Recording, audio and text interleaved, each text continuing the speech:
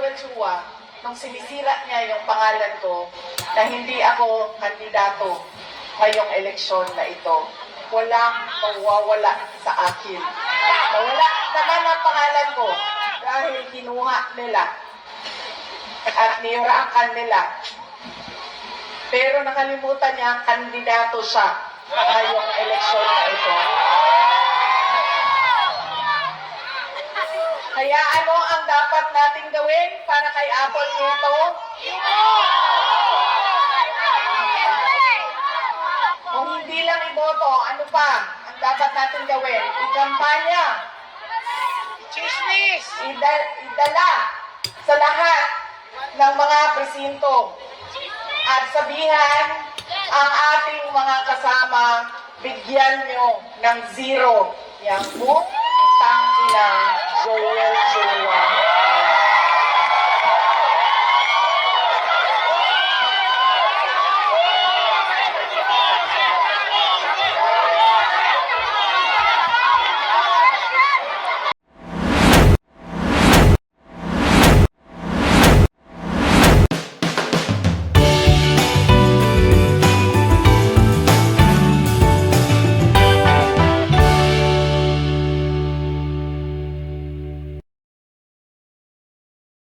Muli po mga minamahal ko pong mga taga-Distrito 3, ang taus-pusong pasasalamat po sa inyo. Maraming salamat po mga taga-Distrito 3. Handang-handa na ba kayo? At sa mga pagkakataon po ito, isang malaking karangalan po ang ipakilala ang isang leader na kahit kailan ay hindi tayo iniwan sa gitna ng laban natin sa pandemya. Ang batang galing sa hirap, nagsumikap! Ang batang Maynila, Yorme Isko Moreno de Malgaso!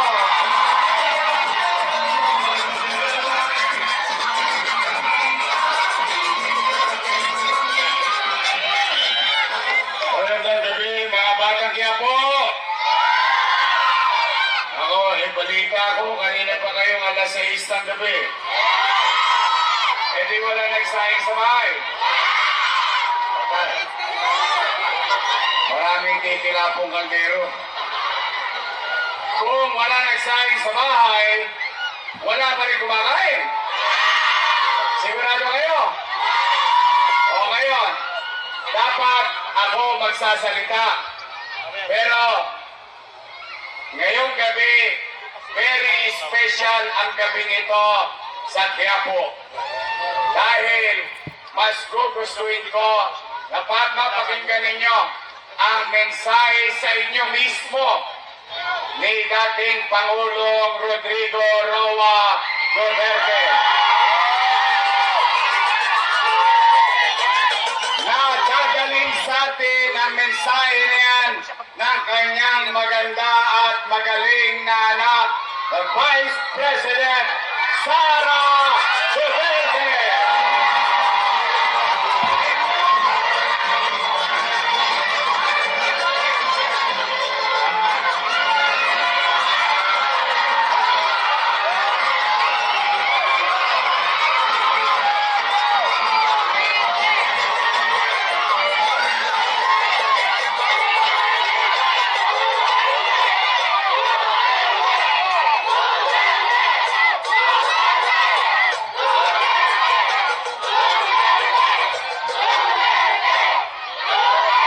Maraming salamat.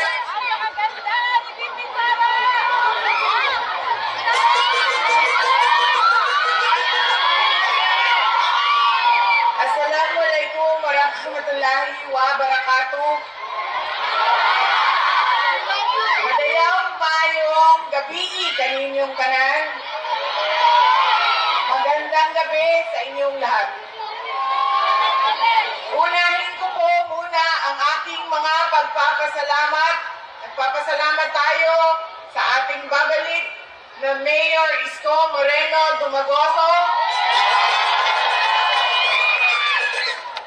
sa kanyang pagpapahiram sa atin ng stage, ng ilaw, ng kuryente, ng mikropono para mapaabot sa inyo ang aming mga mensahe ngayong gabi na ito. Pangalawang pagpapasalamat ay sa inyong lahat, mga kababayan, dahil marami sa inyo ang hindi pa kumakain, hindi pa nagluto, pero nandito ka, galing pa sa trabaho, pero nandito kayo para makinig sa amin at sa aming mga mensahe para sa bayan. Maraming salamat po sa inyong lahat.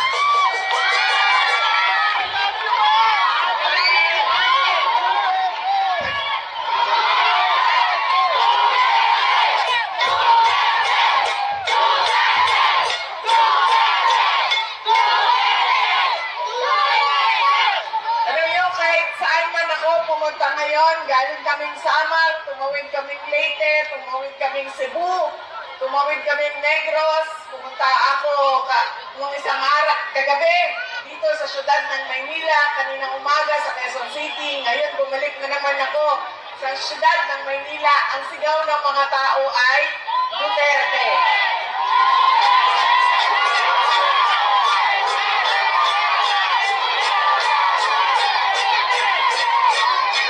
Baka lang po, nakakalimutan ninyo na hindi po ako kandidato ngayong eleksyon na ito. Pero nandito ako para maglabas ng nararamdaman ng karamihan ng taong bayan sa ating pamahalaan ngayon. Pero tapusin ko po muna ang aking mga pagpapasalamat. Ang sunod po na pagpapasalamat ay mula sa akin, personal, sa inyong lahat, mula sa mga kasamahan ko, at sa aming opisina sa tanggapan ng pangalawang Pangulo sa inyong patuloy na suporta at pagtitiwala sa aming lahat. Maraming salamat po sa inyong mga kababayan. At ang huling pagpapasalamat ay mula po sa pamilya namin, ang pamilya Duterte. Napakalaki ng utang na loob namin sa inyong lahat sa pagkakataon na ibinibigay ninyo sa amin na makapaglingkod sa ating bayan.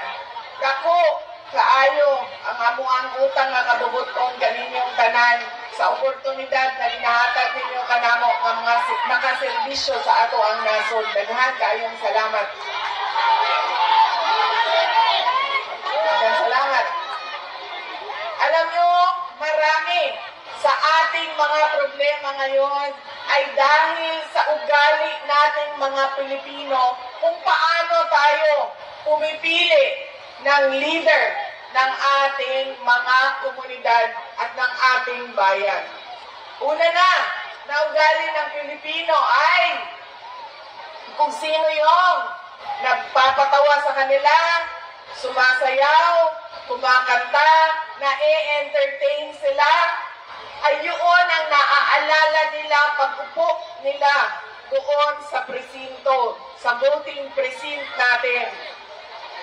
Hindi na natin tinatanong, ano ba ang pangako ng tao na ito nung siya ay tumayo sa entablado para mangampanya. Tinupad ba niya ang kanyang pangako? Yan ang ugali natin. Maganda sa paningin, sumasayaw, na-entertain ako, naaaliw ako sa kanya, iboboto ko siya. Hindi na natin tinanong. Noong ba ikaw ay nangako na 20 pesos ang kilo ng bigas ay tinupad mo ba?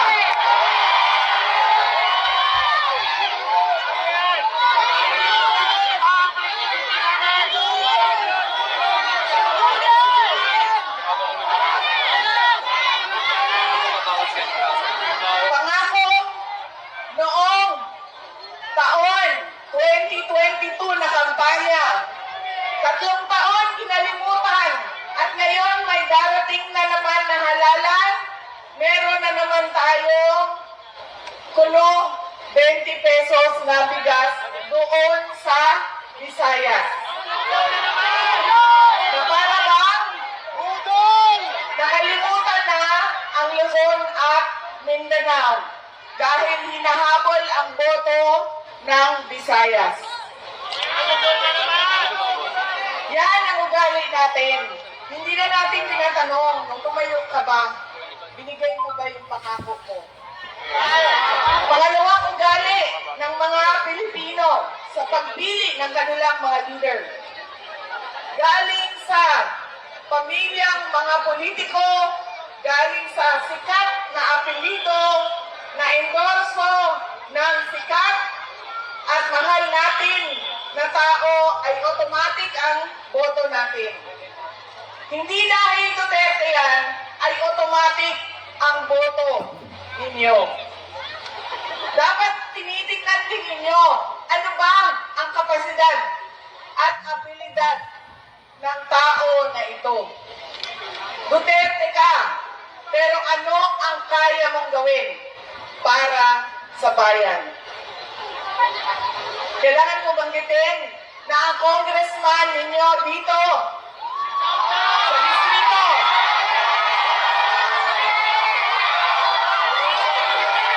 ay inendorso mo ba?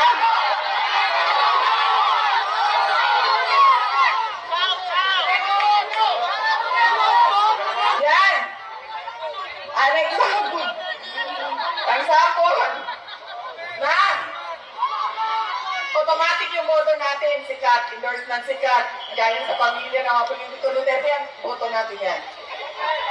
Ganyan ang ugali nating mga Pilipino.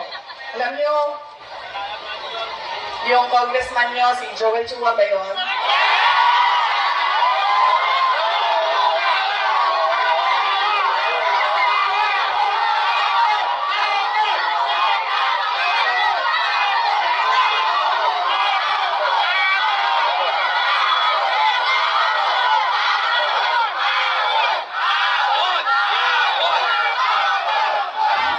Sabi ng isang kaibigan ko na tiga Cebu, na kaibigan din niya. Sabi niya, pare, bakit mo naman ginaganyan si Sara? Wala naman niyang ginawa sa iyo. Sinisira mo ang pangalan. Sabi niya doon sa kaibigan namin, utang ina pare, hindi ko naman kilala si Sara at hindi niya ako kilala. So ano bang pakialam ko sa kanya? Utang ina rin.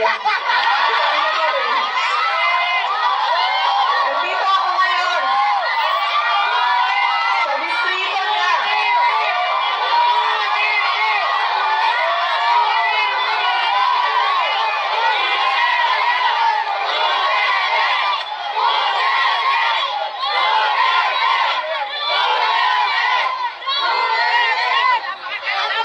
Magpapakilala ako sa inyong lahat.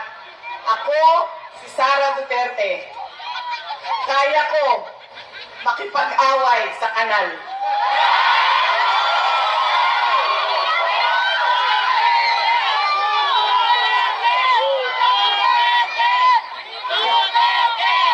Kami, kung saan kami galing, doon sa Mindanao. Sanay kami sa wala. Kaya, walang mawawala sa akin kung dalhin ko ang away na ito dito sa kanal ng distrito ninyo.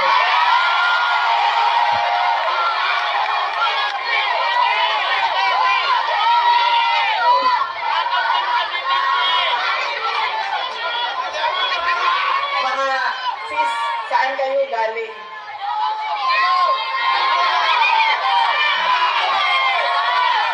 Kasi mga tausong diri, mga Maranao.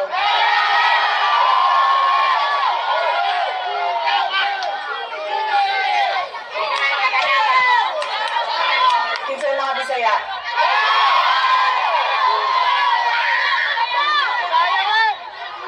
Ayaw mong kalimot ha, pag-abot sa adlaw sa piniliay, butangin na ninyo og zero si Chua.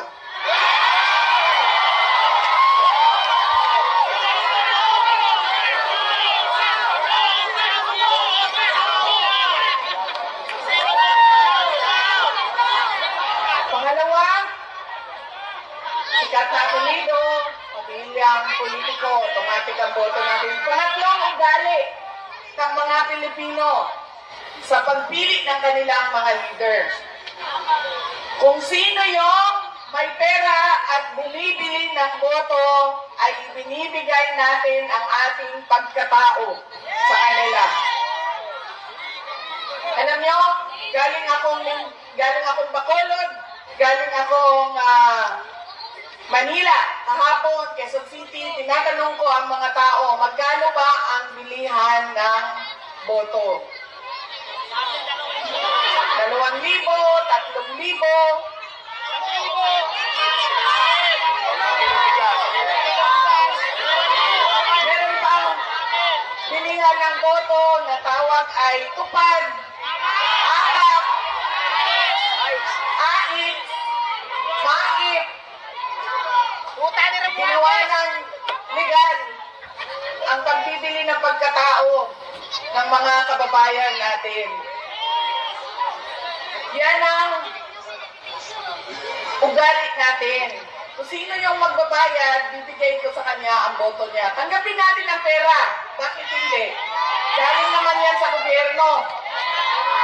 Hindi na, ibibigay ko yung buong paako sa inyo kung merong politiko nagbibigay ng pera na galing sa bulsa niya. Lahat yan galing yan sa pondo ng gobyerno. Buwis natin yan. Tax natin yan na binabayad natin. Tanggapin nyo ang pera.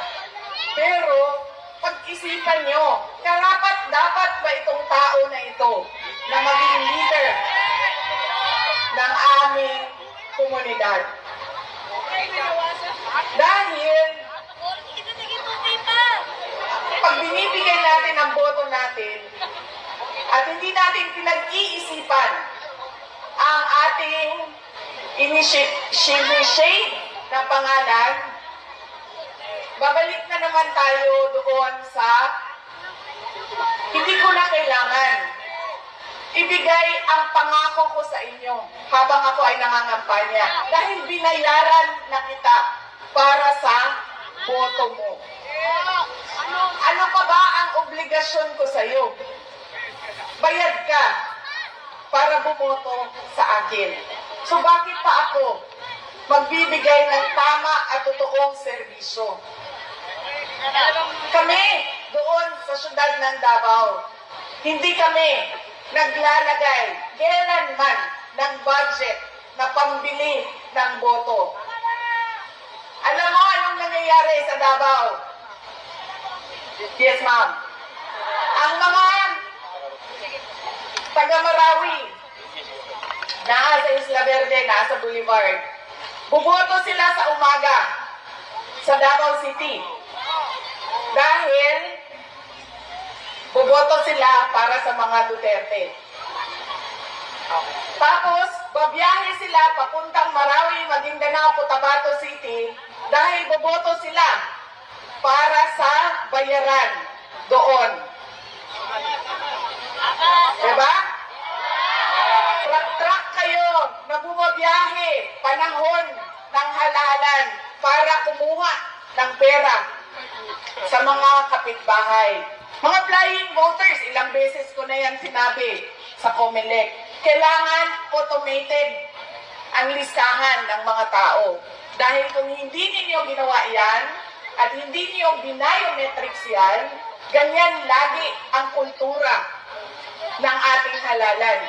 Boboto dito, lilipad sa Bulacan, boboto doon, tatanggap. Yan sa amin. Hindi kami nagbibigay. Boboto sila, sa umaga, pabiyahe sila, tapos boboto sila doon sa kapitbahay namin. Doon kasi may bigayan ng pera. Yan ang nangyayari sa atin. Sabi ko nga, walang problema. Kunin natin ang pera. Pero pag-isipan natin ang ating mga leader. Dahil yan ang kinabukasan. Yan ang magdadala sa atin sa tama o maling kinabukasan ng ating bayan. Alam niyo, masakit sa akin yung pagbibili ng boto. Dahil nga, nawawala yung respeto ng tao sa isa't isa. Nagiging transaksyon. Mahalin mo ako, bayaran kita. Pag hindi mo ako bayaran, hindi kita mamahalin.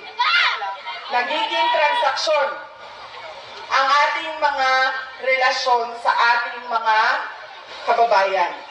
At masakit sa akin dahil sino ba at kaninong boto ba ang binibili ng mga politiko?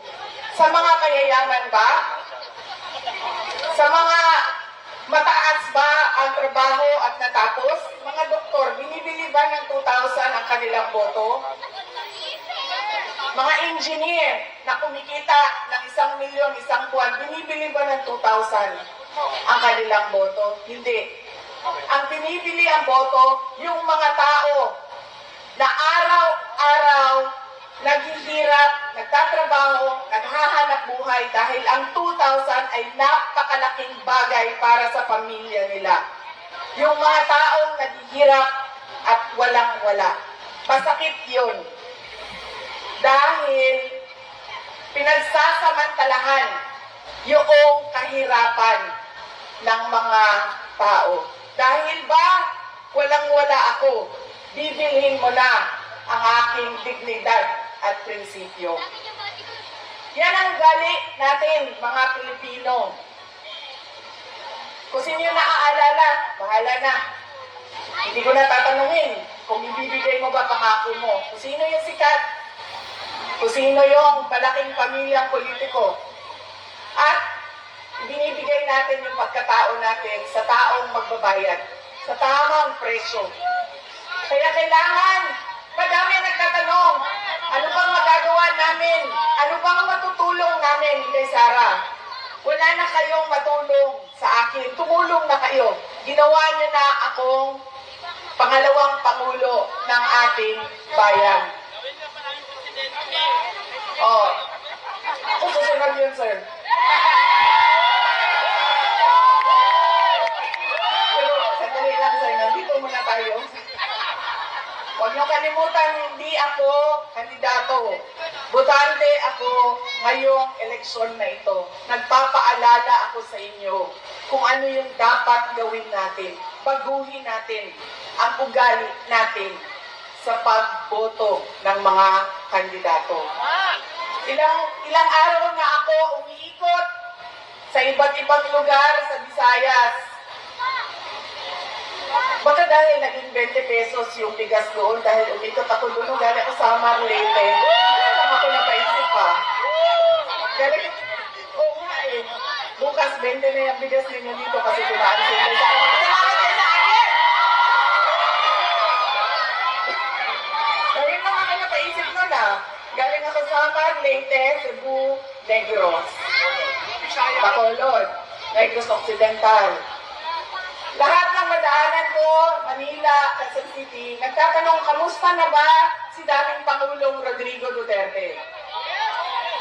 Ang dami ng mga hindi ko kilala, nagsasabi, ikamusta mo kami kay President Duterte? Kahit hindi kami magkakilala mga kababayan natin kung saan-saan.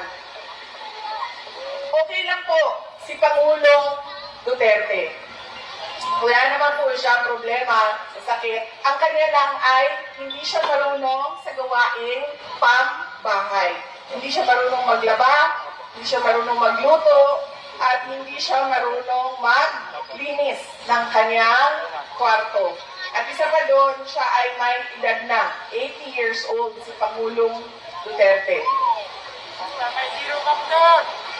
Ano daw?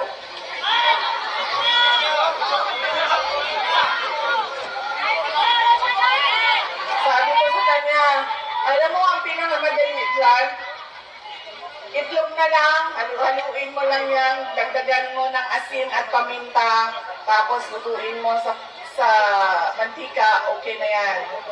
Sabi niya sa akin, hindi nga ako marunong magpakulo ng tubig, magpaluto ka pa ng itlog. Yun lang naman ang kanyang challenges o nahihirapan siya doon sa loob. Noong may Coke Zero doon sa supply kasi may vendo siya. May vendo sila. No, kanina tumawag siya sa akin. Ganun pa rin, kinakamusta ko siya. Kamusta ba? May nararamdaman ka ba? Masakit ang ulo mo, masakit ang tuhod mo. Sabi niya, hindi. Masakit lang ang aking puso. Sabi ko, sabihin mo sa doktor. Sabi niya, bakit masakit ang puso mo? Sabi niya, ay, nawala na kasi ang mga girlfriend ko.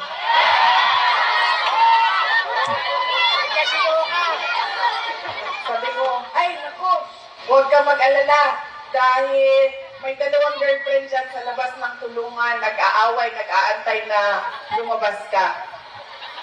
Tapos sabi niya sa akin, sumali ba sa away ang nanay mo? Sabi ko sa kanya, ay naku, wala na siyang pakialam sa'yo. Yan po ang update kay Pangulong Duterte. Sabi niya kanina, kailan mo ba ako ilalabas dito sa detention center? Sabi ko sa kanya, relax ka lang dahil mamayang gabi meron kaming meeting doon sa distrito ni Joel Chua. Ay, sorry. Distrito ni Apple Nieto.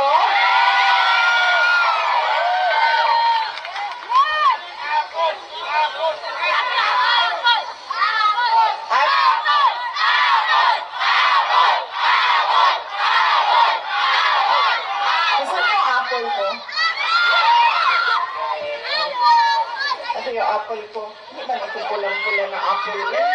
Nag-listen na niya ito ang apple. Apple ko. Bakit namumutla itong apple na ito?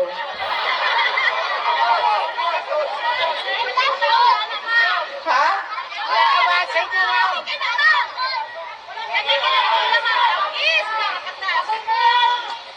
Sana po.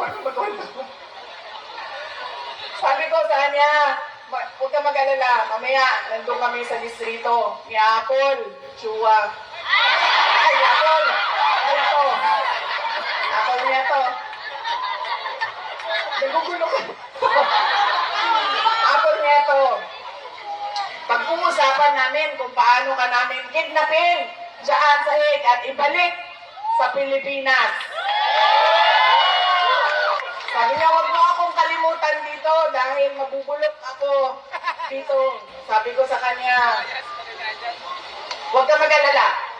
Marami ang nagdadasal sa Pilipinas at sa buong mundo para maibalik ka sa ating mahal na inang bayan.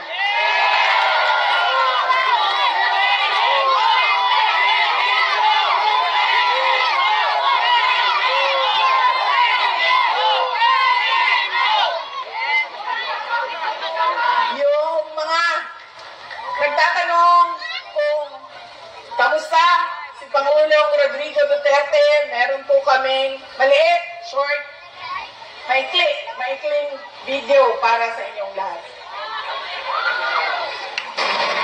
Suffering poverty in the Philippines is at its highest in 21 years. Teacher says she often complains about being hungry. Pagbabarili ng isang babae dahil naman sa konsehan sa droga. Pinagtataga hanggang pamamatay ang natutulog na maglola.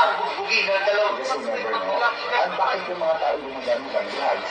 Ito meron din sila alis na pag-alagala. Mga batang nagraragbi, nagkalat sa kikaladaan. Mga taong pinagbabaril habang bibili ng pagkain sa karinderya. Alat sa social media ang ganitong ito na pamamalit sa mga ginagawa. School, they spend their days scavenging. Napakagandang trabaho ang suspect at gumagamit pa umano ng droga. Good luck sa atin lahat.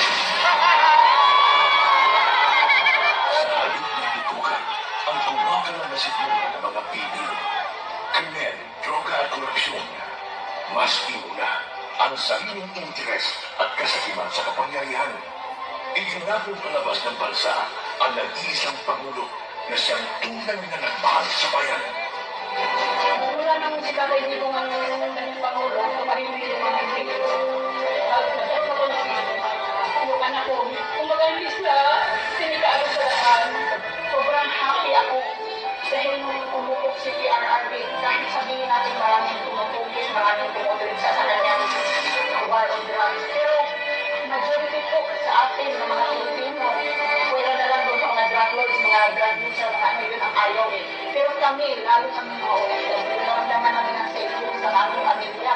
You're trying to be powerful and trying to be just a nobody. I used to describe the brightest star there was mine, shining bright. And in a few days, I will be just a regular from Danao City and Hansana. Lubos na minahal ni PRRD ng PNP at media. Ako ang nalito, kaagad, doblado ang sweldo ng pulis pati militar. Sila na rin pala ang gagamitin laban sa kanilang dating Commander-in-Chief. Meron ba ang damage ng government interest? Tumintayin ko lang yung dalawang anak.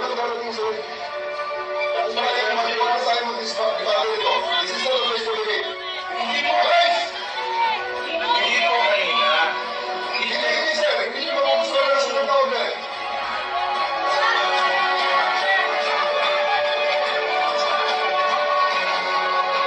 Napilitan sa serbisyo ang iba dahil sa order na isang bagag na namumuno sa kanila. Over 14 years, Rico Duterte has been taking any action gawin ng national sunod po. Ayun ang simula ng paghiyag ng damdamin ng mga Pilipinong nagmamahal kay Tatay Digong.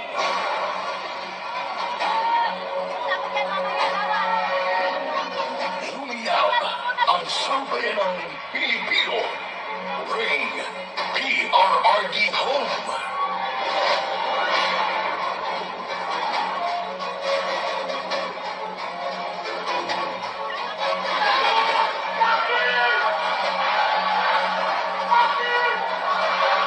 Iisa lang ang sigaw.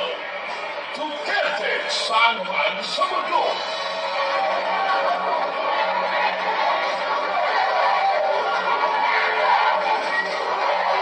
Nagagalit ang taong bayan dahil ramdam ng lahat na walang nagawa ang administrasyon ito. Bayan ang asikasuhin, hindi sariling pipili. Nais nating katawanin ang nagkakaisang damdamin ng milyon-milyong Pilipino at isapinig ang kanilang pinag-isang pilipinin para sa isang mapayapa at nagkakaisang Pilipino.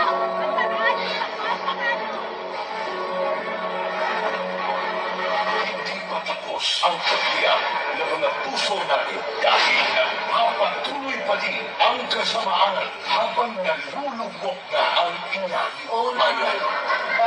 Ikaw ni Marcos ang atong gold reserves. Sa pagpapatuloy ng oral arguments sa 89.9 billion peso transfer ng pondo ng Philippine Health Insurance Corporation sa National Treasury. Muling binusisi ng mga maestrado ang paggamit ng ahensya sa perang mula sa mga kontribusyon ng mga miyembro nito. Aminado ang Dole DSWD na walang listahan para sa mga beneficiary ng ayuda sa kapos ang kita program o AKAP. Sa tuloy ng sila, nagagamit na sa politika ang AKAP. Hindi na pala 7-7, meron pang 30-32. Hanggang 2032 year. Kung 30-30 na lang, kung ikaw ang host ng sortie, to get 30 million, 90 million lives, and 30 million AIX, or 30 million na buy, and 30 million na tutag. Sa kanyang 15 taong karanasan bilang kongresista, ngayon daw nakikita si Davao City Representative Cindy Ugar ng ganitong sistema sa bicameral conference committee. Ang tinutukoy niya ay ang mga blankong line items sa BICAM report ng 2025 national budget na ating laman sa labas. Partikular dito ay ang missing budget amounts sa Department of Agriculture at ang program funds na 6 bilyon sa halaga. Good luck sa atin lahat. Nag-promote pa nga ang mga instrumento ng pangungita kay PRRD. Police Brigadier General Eugene Fajardo and family, the Chief of the Community and Islamic Regional President for Mutual Opportunity. Walang titigil para sa bayan. Maybe when I say my farewell, I get to live on the last day of my term. I'd like to say something, and maybe I'll cry. Gusto ko umiyak dahil hindi ko anong taong binigay nila ng pagmamahal sa akin. So, Can save the Philippines. And now vote Duterte.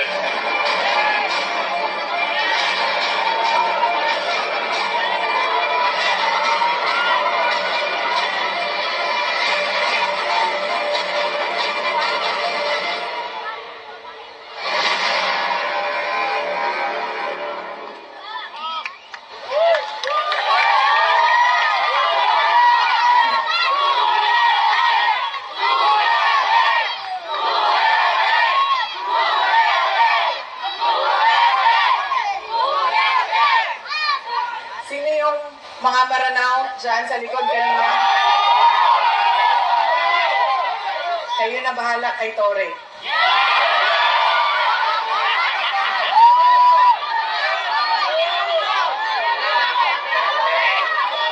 Si Congresswoman Apple Nieto na ang bahala kay Joel Chua sa tulong ninyo.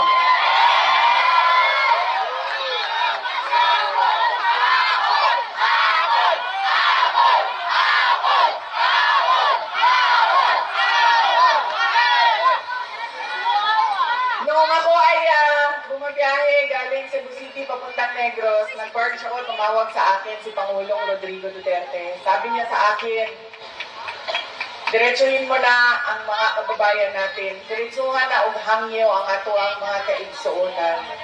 Na diretso ang boto ninyo para sa 10 senador ng mga Duterte. Si Bongo Bato de la Rosa, Jimmy Bondo, Rodante Marcoleta, Philip Salvador, Attorney Vic Rodriguez, Attorney Jay Hinlo, Attorney Raul Lambino, Pastor Apollo Kibuloy, at Richard Mata. Bakit kailangan diretso ang boto natin? Bakit kailangan tinatawag na block voting o straight vote ang gagawin natin? Dahil unang-una, kapag hinaluan ninyo ng ibang kandidato o leader na sa iba ang kanyang pamumulitika, ay magkakagulo lang, mag-aaway lang lagi at magbabangayan lang lagi. Pangalawa, kapag mataas ang boto at malayo ang agwat ng mga boto, ay mahirap siya habulin sa dayaan sa makina. Kaya dapat malaki at marami. Katulad ng block voting ang kinakailangan. At pangatlo, kailangan nagkakaintindihan yung mga leader kung saan ba talaga papunta ang ating bayan. Dahil yung 10 senador ng Duterte, naiintindihan nila na kailangan natin ituloy ang nasimulan ni Pangulong Duterte sa tunay na pagbabago. Noong kami ay tumatakbo, noong taong 2022, ang plataforma namin ay continuity o pagpapatuloy at unity o pagkakaisa. Hindi natin nakikita yon ngayon. Wala tayong nakikita pag-usad papunta sa kaunlaran ang ating bayan. Ang naririnig lang natin ay bagong Pilipinas, pero wala namang nagbago sa ating bayan. Kundi, lalo pa tayong nagugutom. Ang daming mga pamilya nagutom.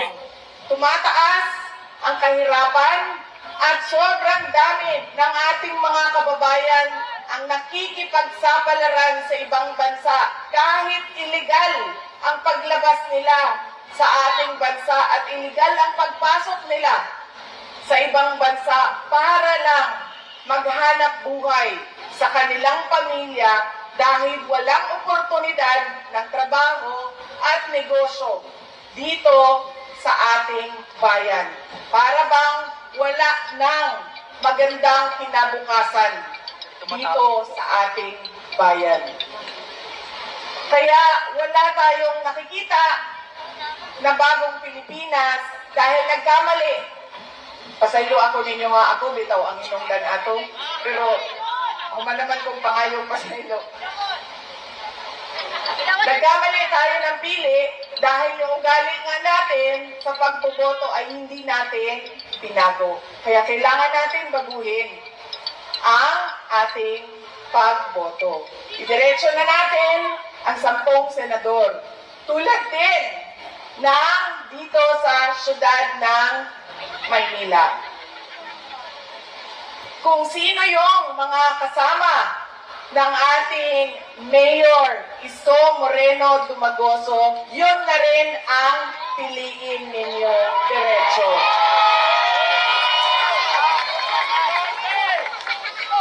Dahil, tulad ng sinabi ko sa kanila, kung pipili kayo ng mayor dito, pipili kayo ng vice mayor sa kabila, pipili kayo ng 2 konsihal dito, 3 doon, o ilan ba, hati-hatiin ninyo ang boto, magkakagulo lang din ang inyong lokal na pamahalaan. Hindi makakagalaw ang mayor ninyo.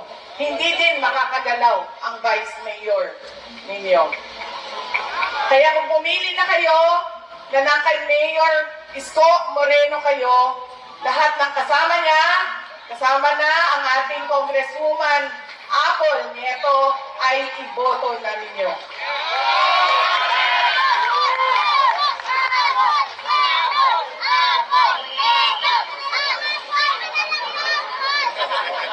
Hindi. Para kay Joel Chua ito, antay ba?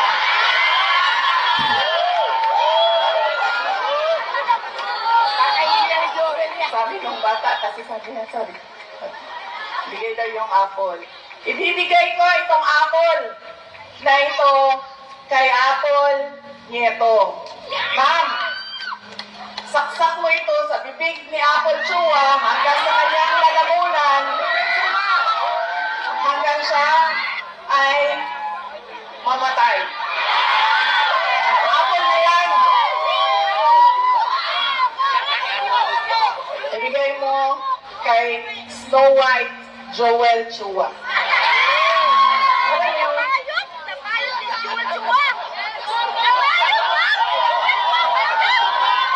Diba si Snow White kumain ng apple, tapos sa bilaukan,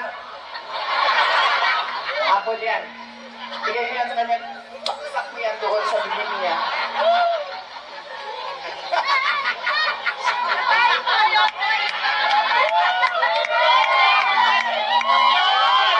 Si Joel Chua ba? Siya ba may-ari ng Ingbitin? Ha? Hindi. Yung may-ari ng Ingbitin. Kasi alam nyo, dala-dala niya yan lagi, yung hopya na yan doon sa House of Representatives. Tapos pinamimigay niya sa mga tao. Pag may hearing, pinamimigay niya. Nung pumunta ako doon sa hearing nila, nakaupo ko doon, nakita ko iba't ibang kulay ng NBT. Pagdating sa akin, hindi ako binigyan ng hopya.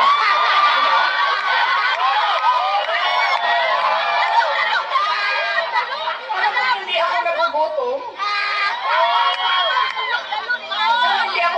dapat bigyan ng kopya. Tapos, sinasabi niya, abogado siya, nung nandoon ako at pinapaot niya ako, magsumpa ka. Sabi ko, bakit ako magsumpa? Nakalagay sa rules ninyo, ang manunumpa lang ay witness. Hindi naman ako witness dito. Resource person ninyo ako. So bakit ako manunumpa? Ibobo siya!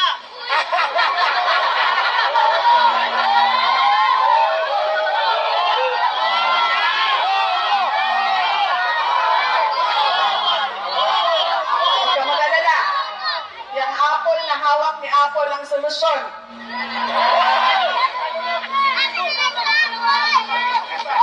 Tapos, o sige na. Huwag na yan, si Inday Sara, hindi sumasagot. Hindi niya masagot. Blah, blah, blah. Blah, blah, blah. Tapos sabi ko, okay, sige, walang problema. Pinatawag nila yung mga kasamahan ko sa aming opisina. Walang problema. Sabi ko, anong gusto ninyo? O sige, pupunta kami. Kaya naman namin sagutin yan lahat. O di sige. Pagdating doon, kinulong na niya yung isang kasama namin, si Yusek Lopez. Nagalit na ako. Dahil ako naman yung hinahabol ninyo. Ako yung gusto ninyong paalisin. Ako yung gusto ninyong sirain. Bakit nyo dinadamay yung mga kasama ko sa opisina? Sinabi niya, pasensya na. Sinabi niya sa kapatid ko, pasensya na, sabihin nyo sa kanya. Dahil lahat naman tayo dito, sundalo lang. Kayo, sundalo kayo. Kami, sundalo kami ni Martin Romualdez. Hindi lang buwaya, sir. Tamnalos-los din ng buwaya.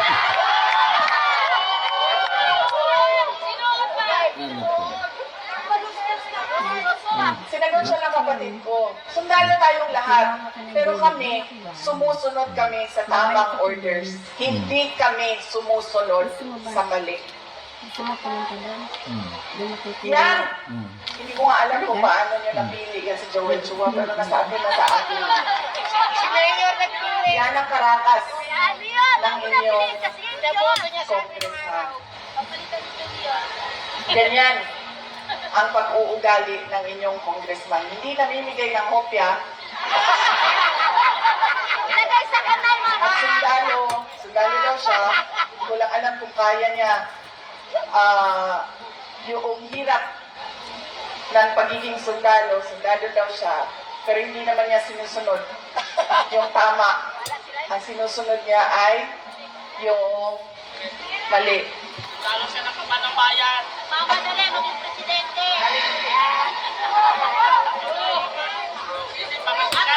Nakalimutan ni Joel Chua nung sinisira niya yung pangalan ko na hindi ako kandidato ngayong eleksyon na ito. Walang mawawala sa akin. Nawala naman ang pangalan ko dahil kinuha nila at niyurakan nila. Pero nakalimutan niya kandidato siya ngayong eleksyon na ito. Kaya ano ang dapat nating gawin para kay Apple nito? Kung hindi lang iboto, ano pa ang dapat natin gawin? Ikampanya. Chismis! Idala sa lahat ng mga presinto at sabihan ang ating mga kasama, bigyan nyo ng 0 yung utang ng Joel Chua.